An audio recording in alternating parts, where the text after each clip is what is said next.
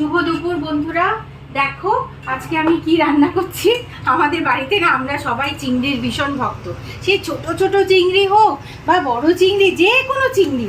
তা দেখলাম ফ্রিজে অল্প কিছু এরকম ছোট ছোট চিংড়ি আছে, তো আমি না চিংড়ি মাছ দিয়ে যা খুশি তাই রান্না করি। মানে চিংড়ি মাছ এমন একটা মাছ, যে কোনো রান্নাই করো না কেন ভালো লাগে খেতে। তা ফ্রিজে দেখলাম, এটা আমি নাম দিয়ে দিলাম গ্রিন প্রন কারি, মানে সবুজ চিংড়ি মাছের তরকারি। তো এটা সবুজ কি করে হলো, কারণ এর মধ্যে আমি দিয়েছি একটু সাদা তেল, তার মধ্যে হচ্ছে একটু পেঁয়াজ কুচি দিয়েছি, আর আমার কাছে রসুন কুচি নেই, তো আমি রসুন বাটা দিয়ে দিয়েছি। আর তারপর চিংড়ি মাছটা দিয়ে একটু ভালো করে ভেজে নিয়েছি, নিয়ে নুন দিয়েছি, হলুদ দিইনি, আর কাঁচা লঙ্কা দিয়েছি অনেকটা। ঠিক আছে, একটু ঝাল ঝাল করেছি, তোমরা তোমাদের স্বাদ মতোই দিতে পারো।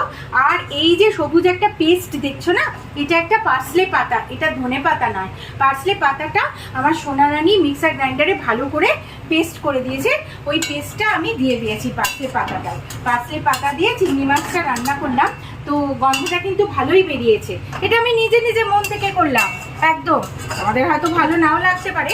যাই হোক, দেখো দেখে আমাকে বলো কেমন লাগছে রান্নাটা। এটা একদম প্রায় শুকিয়েই ফেলবো, বুঝেছো, মানে ওই একটু ফ্রাইড রাইস এইসবের সাথে ভালোই যাবে আমার মনে হয়, কারণ আমার ফ্রিজে একটু ফ্রাইড রাইস আছে, তো সেই জন্যই এই চিংড়ি মাছটা আমি রান্না করলাম। তো চলো সবাই আমাকে জানিও আমার এই উদ্ভট রান্নাটা দেখে তোমাদের নিশ্চয়ই হাসি পাচ্ছে। তো চলো এখন টাটা, সবাই ভালো থেকো, শুভ দুপুর।